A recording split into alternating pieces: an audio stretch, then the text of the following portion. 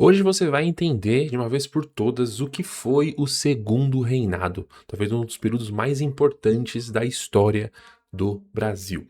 E para a gente começar aqui essa aula, nós temos que voltar para 1840, que é o momento em que Pedro de Alcântara ele se torna Dom Pedro II, né? Depois do período ali que o Dom Pedro I ele abdica ao trono, ele sai do Brasil, nós temos início ao período regencial, que ele termina com a chegada do Dom Pedro ao trono, pelo chamado golpe da maioridade, que recebe esse nome porque o Dom Pedro ele assume o trono antes de completar 18 anos de idade. E um ponto interessante aqui é que tanto grupos conservadores quanto liberais concordaram com isso, uma vez que a ideia era pacificar o Brasil diante das revoltas que aconteceram aí no período regencial.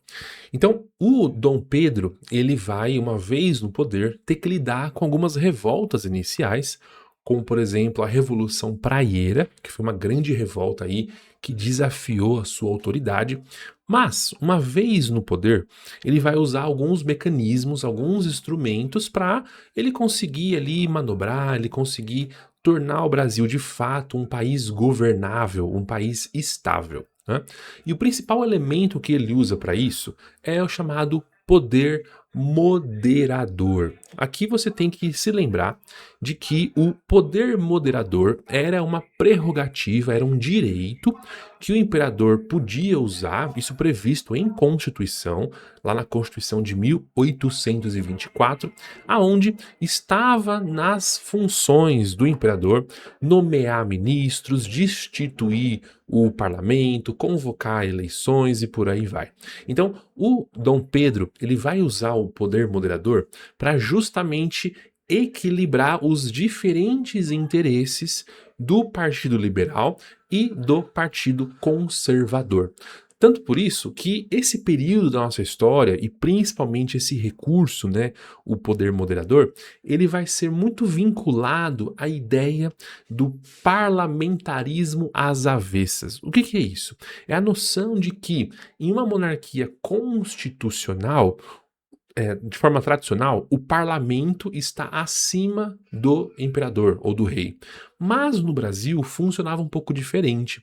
Era a função do rei, por conta do poder moderador, o rei, o imperador no caso, ele conseguia ter mais influência que o próprio parlamento. Por isso, daí vem o termo parlamentarismo às avessas, ok?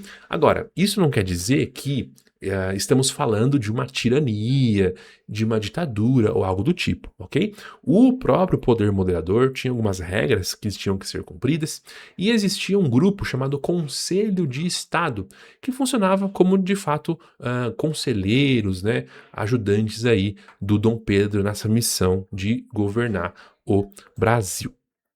Bom, mas, como eu disse, a governança de Dom Pedro ela vai enfrentar algumas dificuldades, sendo a maior delas, de forma inicial, a Revolução Praieira, que acontece em Pernambuco. A Revolução Praieira ela é muito importante para nós, porque, de certa forma, ela vai marcar talvez a última das revoltas, aí, grandes revoltas, que estavam acontecendo desde a década de 1830, e aqui vai ter um foco de crítica muito direto em relação ao poder moderador. A Revolução Praieira também vai ser uma revolução, um levante, que vai exigir o voto universal, ou seja, que mais pessoas pudessem votar. Vale lembrar que o processo eleitoral no Brasil nesse período era extremamente restrito, sendo que somente algumas pessoas podiam ter acesso ao voto. Um outro tema muito importante que você tem que se lembrar quando falamos do Segundo Reinado é justamente o início, o crescimento do ciclo do café. A gente pode estudar a história brasileira a partir de alguns ciclos econômicos, né? O ciclo do pau-brasil, o ciclo do açúcar, o ciclo do ouro e também o ciclo do café. Então, o café brasileiro ele vai ser acompanhado aí por um grande crescimento, né, industrial, digamos assim, de modernização, principalmente da região sudeste, tá? Vai ser a região em que o café brasileiro ele vai ter uma força muito grande, né? Tanto que as terras aqui no interior de São Paulo, elas vão ser chamadas de terras roxas, né? Uma terra muito propícia, né, para o plantio de café. Então você vai encontrar vários dados mostrando que nesse período, no século XIX, o café vai se tornar o principal produto de exportação brasileira. Se você acompanhar aqui esses dados aqui, você comparar o período com o índice que o café representa na exportação brasileira, você consegue identificar justamente que vai ser durante o governo de Dom Pedro II, durante o segundo reinado, que o café vai assumir essa importância muito grande na nossa economia. Agora, uma pergunta que é interessante de ser feita é: por quê? Por que o café cresceu tanto? Por que o café assumiu esse protagonismo tão grande? E uma resposta que nós podemos dar é que vai ser nessa segunda metade do século XIX que o crescimento industrial, principalmente lá na Europa e nos Estados Unidos, vão impulsionar as vendas, as exportações do café brasileiro. Então, não seria um exagero dizer que é o café brasileiro, é esse estimulante brasileiro que vai impulsionar aí essa nova vida urbana, tanto na Europa quanto nos Estados Unidos. Então, do ponto de vista político, tem dois temas que você não pode se esquecer, que é o poder moderador, o uso que Dom Pedro fez do poder moderador e também algumas revoltas, como por exemplo a Revolução Praieira. E do ponto de vista econômico, um tema que você não pode se esquecer é a questão do café e, junto do café, o desenvolvimento industrial que o Brasil teve. É claro que esse desenvolvimento ele vai ser muito restrito, principalmente a áreas aqui do Sudeste que tem algum tipo de ligação com o café. O que você está assistindo é só um trecho, um breve resumo de uma aula muito maior, muito mais completa da Escola de História. Uma comunidade para professores de história ou para pessoas que gostam de conhecer mais a respeito do passado. Se você quiser ampliar o seu repertório ainda mais, ter acesso a essa aula com quase 1 hora de duração, conhecendo fontes históricas, novos contextos, debates entre historiadores, te convido a clicar aqui no link da descrição para você conhecer e para você entrar na nossa comunidade. Tenho certeza que vai ser muito útil e você vai gostar bastante da escola de história. É isso, agora volta para o vídeo. Agora, do ponto de vista social, o segundo reinado ele também vai ser marcado por finalmente dar os primeiros passos para que a abolição da escravidão aconteça no Brasil. E a primeira lei que de fato teve aí uma importância muito grande nesse sentido foi a Lei Eusébio de Queiroz, que é a lei que acaba com o tráfico de escravos. Atenção, que não acabou com a escravidão, e sim com o tráfico. Então, acabando com o tráfico de escravizados, aí nós temos algumas consequências. Primeiro, uma vez que não tem mais essa mão de obra vindo da África, a escravidão interna, o tráfico interno, ele cresce. Então, pessoas que possuíam escravizados passaram a revender isso de forma interna. Uma segunda consequência é que o preço, o valor desse escravizado aumentou bastante. E é aquela lógica básica, né? Se você tem uma oferta menor de uma mercadoria, né? E desculpa usar esse termo, mas é o termo da época, né? Um escravizado era uma propriedade. Então, se você tem um índice menor de uma mercadoria, esse produto ele fica mais caro. E foi exatamente isso que aconteceu com a escravidão africana no Brasil. Então nós vamos ter também uma concentração de escravizados, aí sim, na mão daqueles que tinham mais recursos.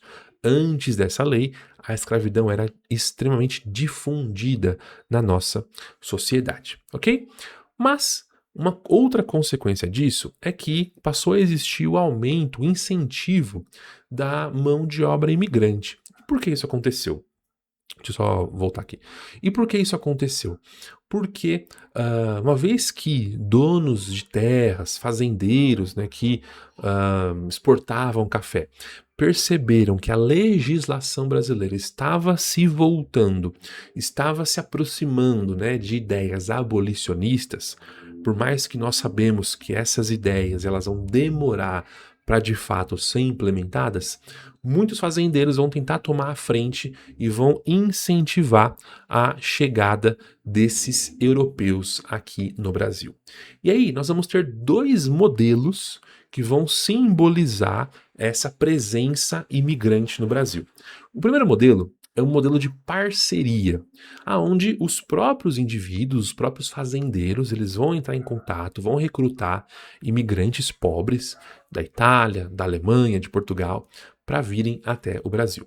Só que esse sistema de parcerias ele vai se mostrar um sistema bastante frustrado, tá? Um sistema bastante ineficiente, porque esse imigrante que chegava até o Brasil, ele passava a ser obrigado a cumprir com várias exigências que esses fazendeiros davam a respeito de, por exemplo, pagamento de valores pela viagem que foi feita, desconto nos salários pela alimentação e por aí vai. Tanto que na prática, o sistema de parcerias ele se tornou uma espécie de semi-escravidão. Para você ter uma ideia de como isso foi problemático, na Europa, quando essas notícias chegam na Europa, os governantes eles começam a proibir seus cidadãos de virem até o Brasil, né? Porque eles não querem que os seus compatriotas aí vivam essas condições que estavam acontecendo aqui no Brasil. Aí, quem tem que entrar na jogada é o governo brasileiro, criando então o sistema de colonato. O colonato, então, é um outro regime, um outro tipo de incentivo à imigração, aonde existe a participação do Estado, do governo Dom Pedro. Garantindo um salário mínimo, né, um valor base para esse imigrante. Para muitos imigrantes, eles iam ter também acesso a terras, tá? E aí entra uma discussão bem interessante de disputas de fronteiras do Brasil com os seus vizinhos, e dar terras a esses imigrantes era uma alternativa, era uma saída para essa questão. Ou seja, você colocava pessoas ali do seu país e impedia o avanço de inimigos. Então, esses vão ser os dois modelos criados para a chegada de imigrantes europeus no Brasil. Um fato adicional que nós não podemos esquecer é a questão de que esse investimento do governo também tem relação com um projeto de branqueamento do Brasil.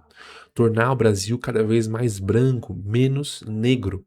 Porque você pode perguntar o seguinte, tá, mas não existiam pessoas aptas ao trabalho já aqui no Brasil? A resposta é sim, mas a política social da época, né, a ideologia da época do darwinismo social, ela vai criticar esses pontos. Seguindo aqui para o final do século XIX, o governo Dom Pedro ele vai começar a ser criticado por alguns elementos, e essas críticas vão ficar muito presentes nessas caricaturas que vão ser feitas dele. Mas por que vão existir algumas críticas? Em primeiro lugar, por conta da Guerra do Paraguai. A Guerra do Paraguai é um conflito a proporções gigantescas, é a maior guerra da América do Sul. E esse conflito vai ser um foco de crítica, de problemas para Dom Pedro, principalmente na sua fase inicial, tá? Porque o Brasil, por exemplo, vai ter uma questão de dificuldade de recrutar soldados, tanto que até pessoas escravizadas vão ser levadas, né? Vão ser incentivadas a lutar nessa guerra.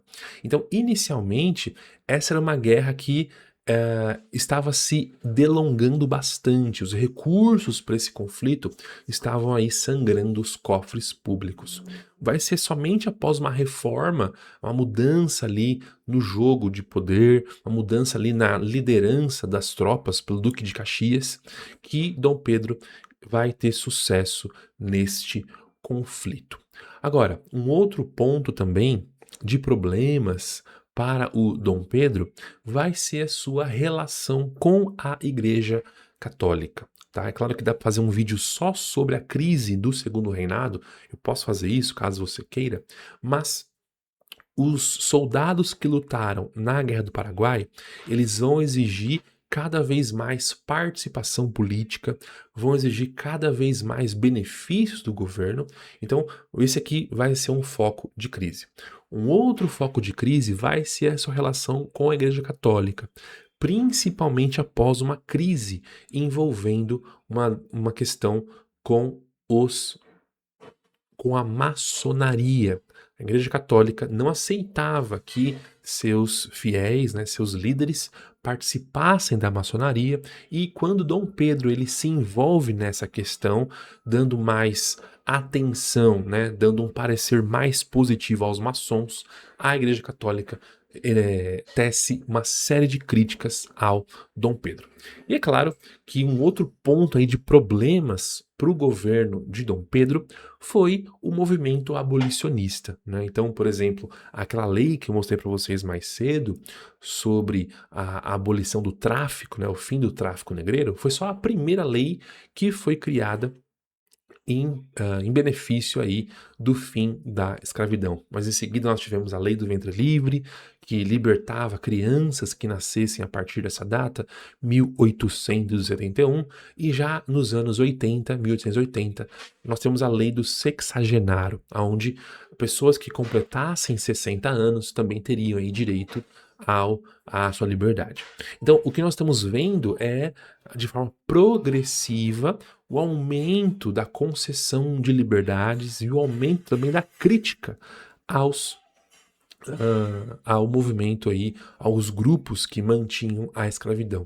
Então, quando em 88 a Lei Áurea ela é assinada pela princesa Isabel, existem alguns parlamentares que vão para a tribuna criticar a princesa, dizendo que esse foi aí, digamos assim, o último prego no caixão do governo monárquico. E, de certa forma, essa foi uma previsão acertada, porque um ano depois, por uma soma aí de motivos, uma conjuntura muito específica, o movimento republicano se une com os militares para derrubarem o governo de Dom Pedro II, colocando um fim à monarquia brasileira. E no dia seguinte a essa derrubada, no dia 16 de novembro, Dom Pedro e sua família são obrigados a voltar para Portugal, aonde ficam no exílio, e o próprio Dom Pedro, alguns anos depois, ele morre, né, com uma profunda tristeza, de acordo com os relatos que nós temos de seus diários. Então, esse aqui é um grande resumo dos principais temas que você tem para estudar, para aprender ou para ensinar a respeito do Segundo Reinado. Se você gostou dessa aula, põe aqui nos comentários qual foi o ponto que mais chamou sua atenção, quais outros temas você quer que eu traga aqui. Eu te convido a você clicar no link da descrição para você ter acesso a muito mais materiais. Vejo você no próximo vídeo. Até a próxima. Tchau, tchau.